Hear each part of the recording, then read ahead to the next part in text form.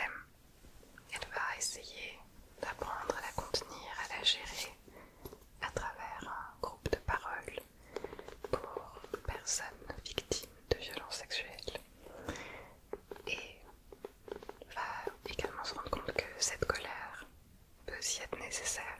C'est une colère qui rend vivant, qui nous met dans l'action, nous donne envie de changer les choses et qui peut être joyeuse aussi parfois.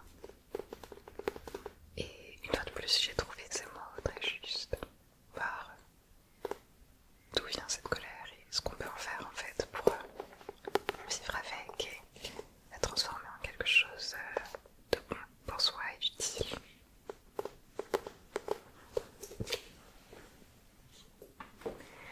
Et enfin, j'ai un manga, plutôt une série, mais je vais te montrer le tome 1 déjà. Il s'agit de Planetarium Ghost Travel de Sakana Sakatsuki. Et là c'est le tome 1. Je l'ai acheté un peu au hasard parce que j'avais été attirée par les illustrations et le thème spatial. Et j'ai eu la surprise de découvrir un univers très mélancolique, très apaisant, mais comment dire, ça nous plonge dans une étrange solitude. Voilà, les graphismes sont très jolis. Et alors, au niveau de l'histoire, je vais te lire l'arrière. L'espace n'a jamais été aussi envoûtant que lors d'une expédition à travers les étoiles aux côtés de 303, le nonchalant et énigmatique agent de la compagnie Planetarium Ghost Travel. Chargé de visiter les planètes endormies où les habitants sont plongés dans un sommeil sans réveil, il rencontre au fil de son périple les êtres humains qui, confrontés à la perte de leurs proches, tentent de surmonter cette solitude. Sa mission est de préserver les mémoires de chacun et à travers elles les souvenirs, objets et cultures d'un monde en déshérence. Donc c'était une atmosphère très particulière. Là je suis rendue au tome 3, il y en a 4, j'ai pas encore tout lu. Mais c'est vraiment comme se plonger dans un univers entre Super Mario Galaxy sur Wii et Le Petit Prince. Faites-moi confiance. J'ai hâte de lire la suite.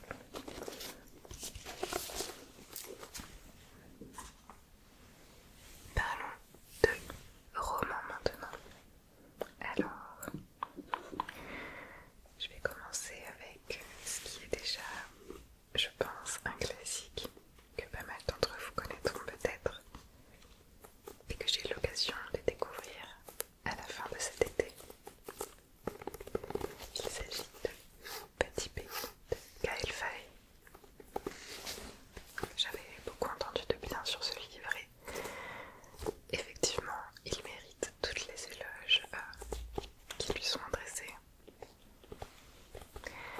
C'est un livre qui commence dans l'enfance de Gabriel qui a 10 ans en 1992 et qui vit au Burundi, un petit pays d'Afrique, avec son père expatrié français et sa mère rwandaise et sa petite sœur aussi. Et au début du livre, on est vraiment dans la joie de l'enfance, les découvertes, les copains,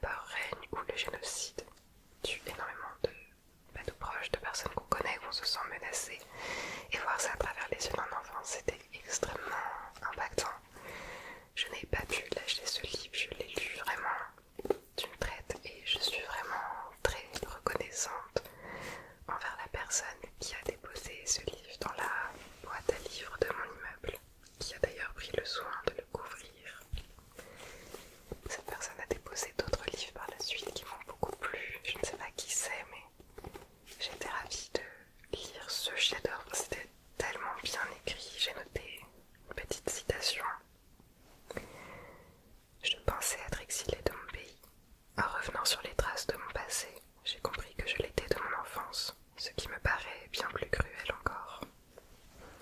Vraiment, lisez ce livre. J'ai d'ailleurs acheté Jacaranda, un livre de Kelle sorti récemment, que j'ai hâte de lire et dont je vous parlerai plus tard. Toujours dans le rayon récits de guerre traumatisants déposés dans la boîte à livres de mon immeuble par cette personne inconnue. Nous avons Marmoud ou la montée des eaux, écrit par Antoine Waters.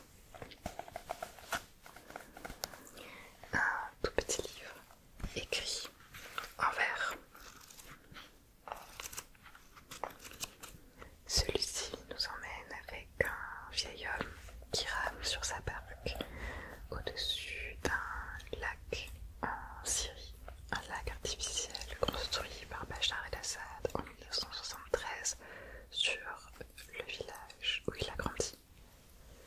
Il rame et se rappelle ses souvenirs les plus anciens, les plus joyeux dans son village, en passant au-dessus des lieux où il a vécu, en se rappelant ses premiers amours, en se rappelant sa famille, ses enfants, puis un peu comme dans Petit Pays, c'est la guerre qui fait éruption d'un coup, qui change toutes les existences et qui le mène totalement à la folie. Voir ses enfants devoir partir faire la guerre, voir son entourage mourir, voir son propre village disparaître, évidemment que cet homme en fait, a perdu tous ses repères et c'est très joliment écrit sous forme de poésie.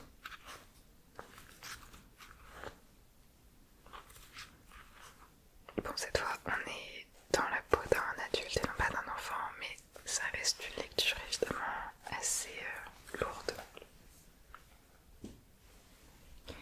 Changeons de registre avec ce beau livre, Le temps de l'innocence d'Edith Wharton.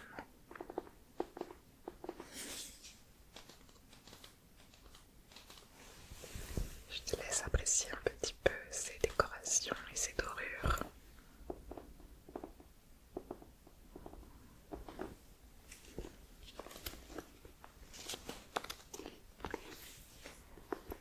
Au niveau de l'histoire, on est dans le New York de la haute bourgeoisie à la fin du 19e siècle. Newland Archer est un jeune homme de bonne famille qui doit bientôt épouser la belle May Wayland.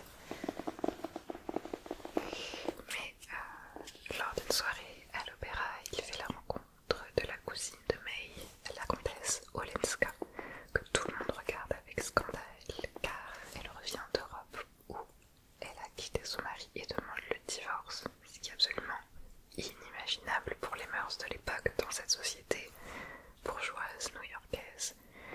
Ça et beaucoup d'autres conventions extrêmement rigides.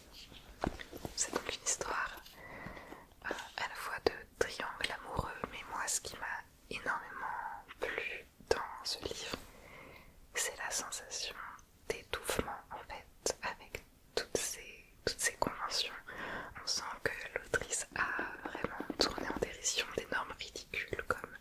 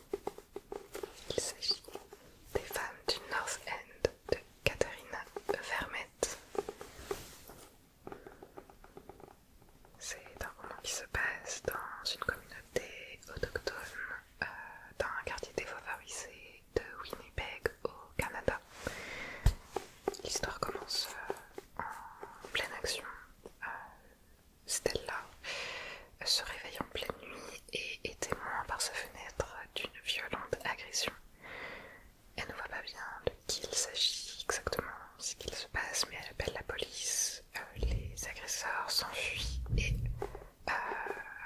on reste pour l'instant avec ça.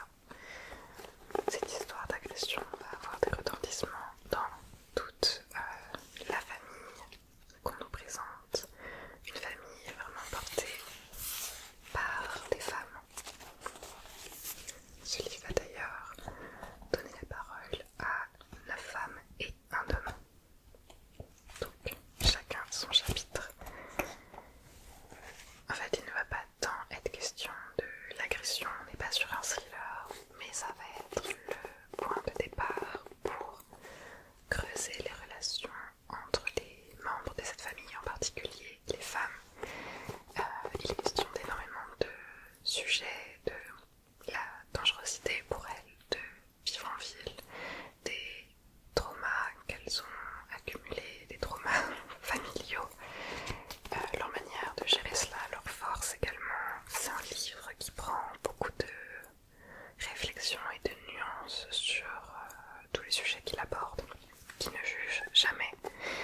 Et je l'ai trouvé très intéressant pour ça.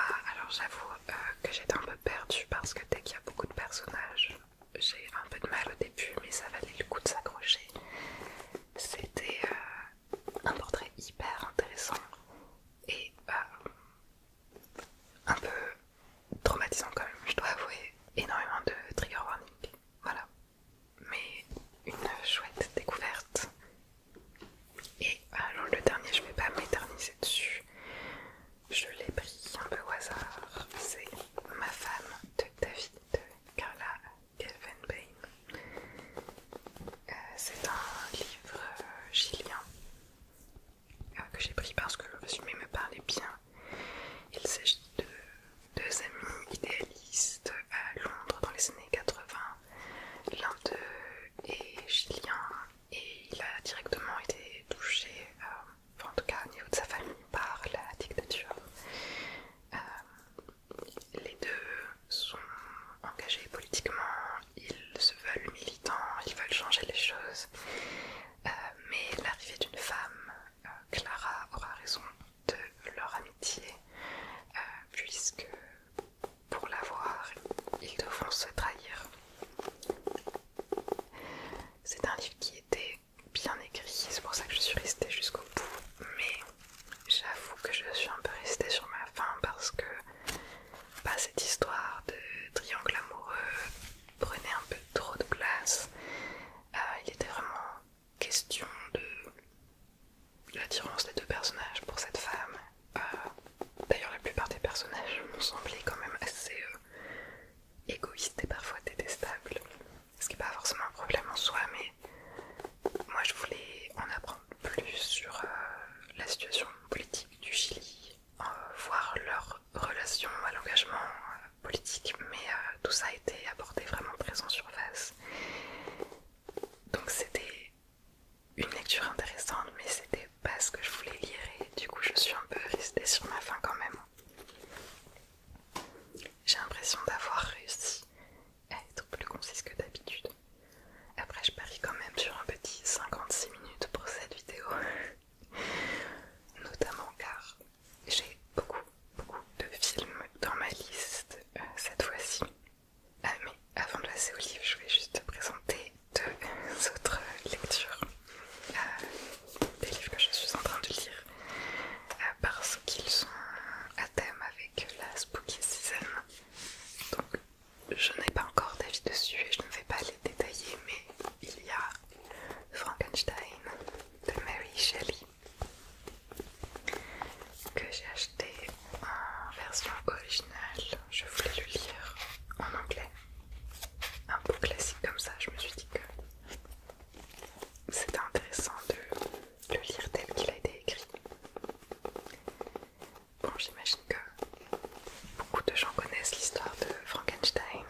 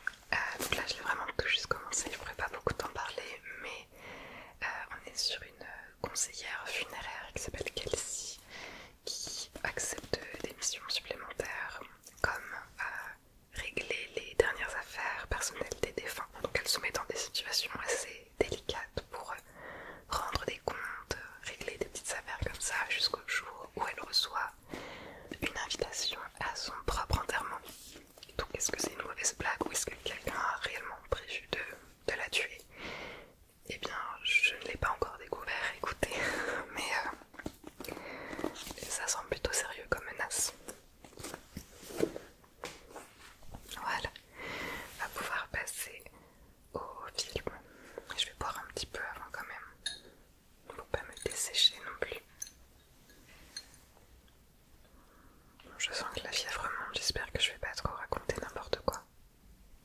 Bon, parlons de films. La plupart des films que je vais te présenter sont sortis récemment au cinéma, donc peut-être que certains sont encore en salle. Auquel cas je te conseille d'aller les voir au cinéma, c'est quand même une autre expérience que de les regarder chez soi. C'est très chouette. Bon, ce premier objet sera à peu près le seul en lien avec les films dont je vais te parler. J'ai pas trop réussi à en lier cette fois-ci. Et je vais commencer avec le film À feu doux de Sarah Friedland, dans lequel on va rencontrer Ruth, une dame âgée de 85 ans qui est chez elle, qui prépare un bon petit repas pour un jeune homme. Elle se croit un petit peu en date, elle tente de le séduire, mais on se rend vite compte qu'en fait il s'agit de son fils, que cette dame est atteinte de démence et que son fils va devoir la placer dans un institut spécialisé. Et autant le sujet de ce film est un peu lourd, autant il était incroyablement beau et il avait un côté étrangement rassurant sur la vieillesse, malgré du coup cette maladie, malgré la démence, le fait d'être perdu, de ne plus avoir des souvenirs très viables. Cette dame est très bien prise en main déjà d'une part, et elle se réfugie dans les sensations qui lui restent. Par exemple, c'était quelqu'un qui adorait cuisiner, elle écrivait des livres de cuisine et elle a toujours ce rapport très important à la nourriture. Elle va vivre dans son monde certes, mais un monde qui est encore habité par les personnes qu'elle a aimées, par les sensations qui lui ont apporté du bien, et c'était beau à voir, même si aussi par moments effectivement ça m'a fait un petit peu chialer, pas vous mentir. Vraiment un très beau film. Et je garde mon feu pour le film L'épreuve du feu d'Aurélien Père. L'épreuve du feu, donc c'est un film français qui se passe en Vendée. Et oui, j'ai reconnu. Hugo a 19 ans, comme chaque année, il passe ses vacances sur l'île de Noirmoutier, où il rejoint la bande d'habitués, des personnes qui viennent de Paris dans leur résidence secondaire. Mais cette fois-ci c'est différent, il y vient transformé physiquement, il a perdu beaucoup de poids, s'est mis à la muscu et il a une petite amie, Queen, qui va très vite devenir objet de toutes les curiosités, voire même un peu bête de foire pour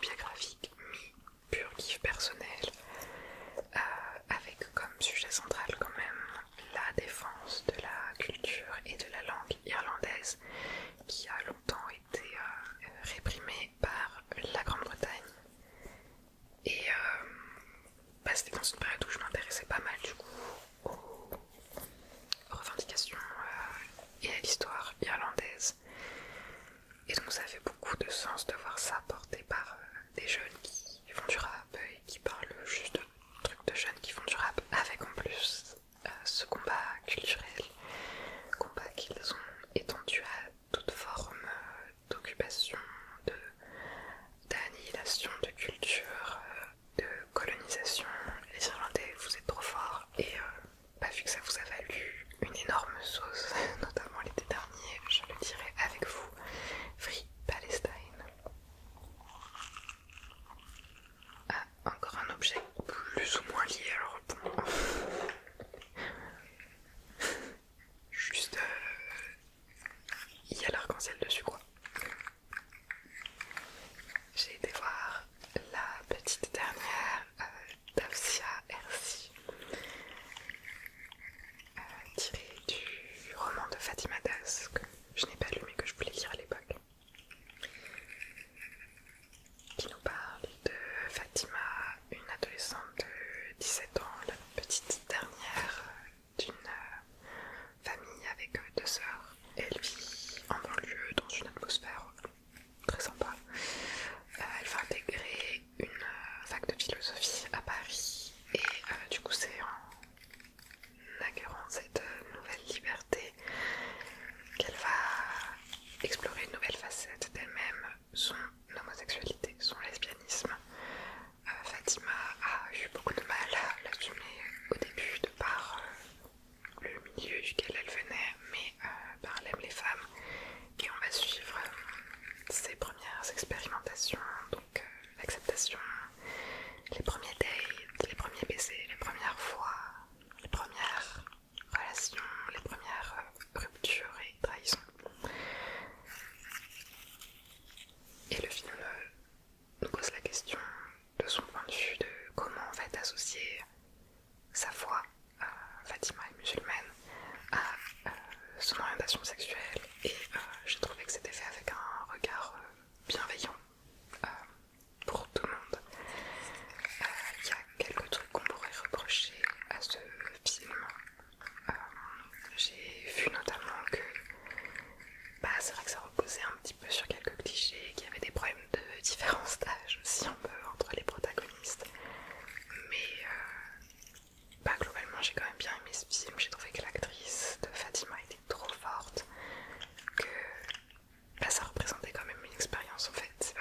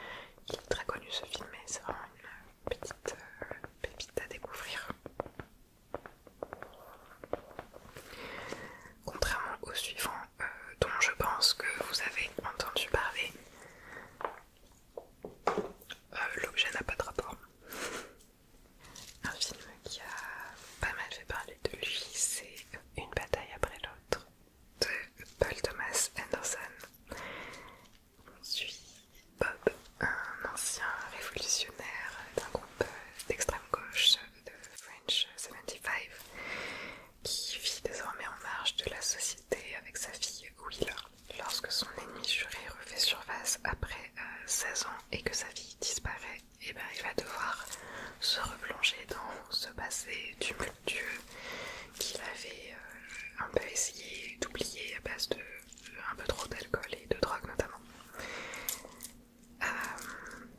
Donc effectivement un film sur un milieu révolutionnaire fait par la Warner et avec DiCaprio. J'avais un peu de doute au début, sachant que quand le film a commencé, le personnage de la mère était pas mal sexualisé. Je me suis dit dans quoi je me lance, et je ne pensais pas me faire autant prendre au jeu par ce film. Les scènes d'action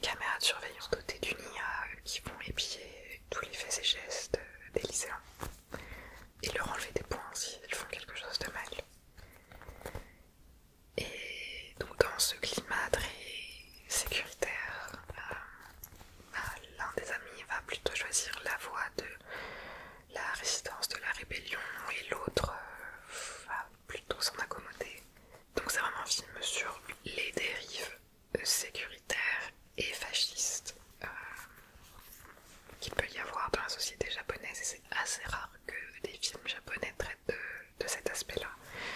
Donc déjà, j'ai beaucoup aimé, c'était vraiment intéressant de le traiter par le biais de cette bande d'amis en fait qui grandit ensemble et bah effectivement parfois quand on grandit on prend des chemins assez différents de ses amis et c'était vraiment le second sujet du film qui était hyper bien raconté, j'ai trouvé. Et bah forcément ça fait écho à ce qu'on vit dans énormément de sociétés dans le monde, avec les personnes qui s'accommodent des dérives très sécuritaires, genre bah, les caméras de surveillance, etc.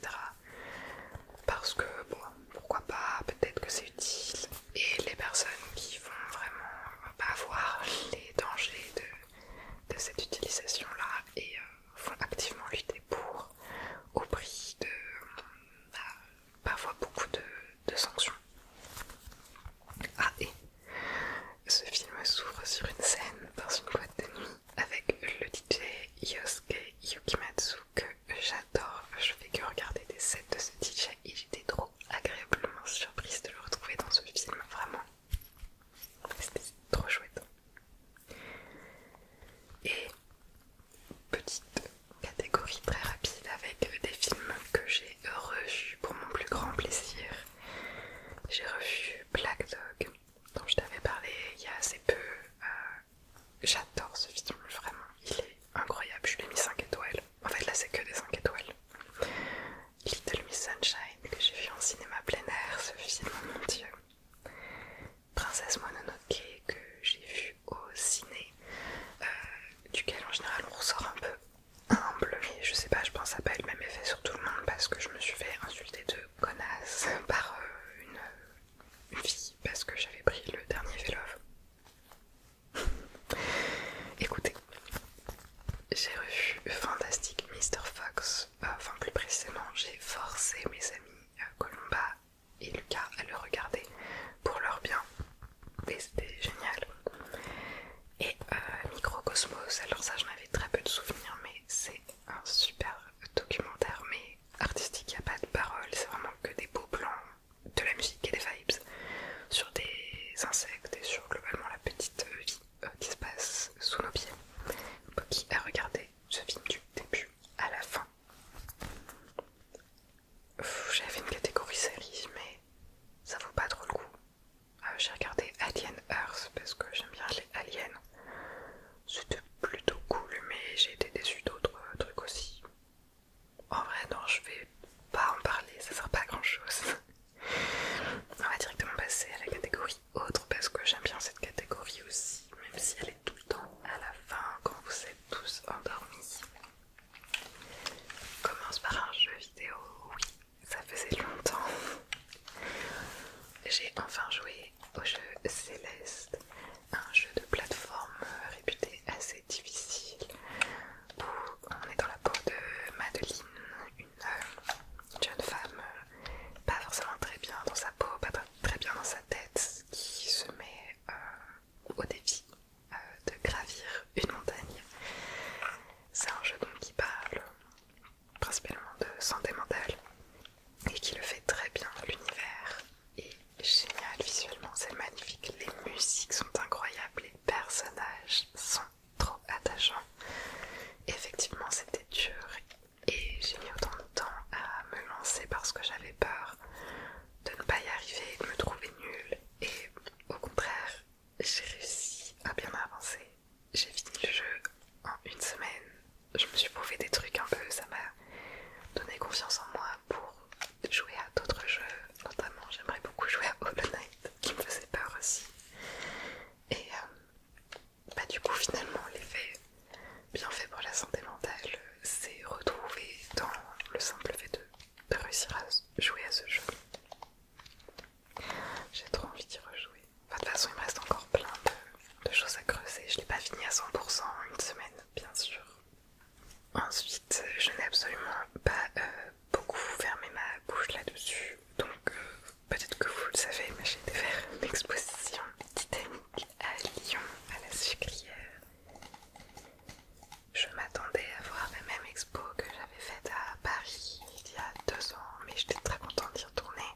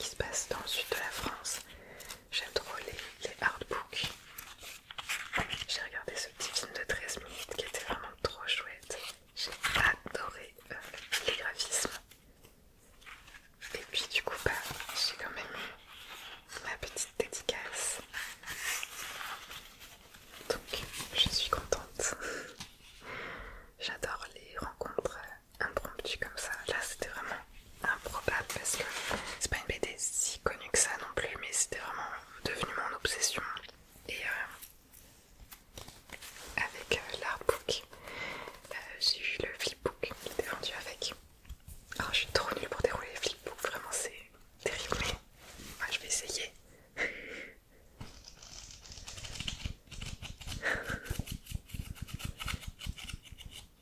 Bon, je pense que je l'ai vraiment mal fait, désolée. Mais voilà, c'est sympa pour étudier un petit peu l'animation. Ah. Voilà, chacha. Oh, j'ai trop... En fait, tout ce dont je te parle, j'ai envie d'en parler pendant super longtemps pour vraiment bien te le présenter, mais il y a trop de trucs à chaque fois. Et je me dis que je devrais faire plus de vidéos faves pour avoir plus le temps de parler de mes coups de cœur, mais au final ça s'organise jamais vraiment comme ça.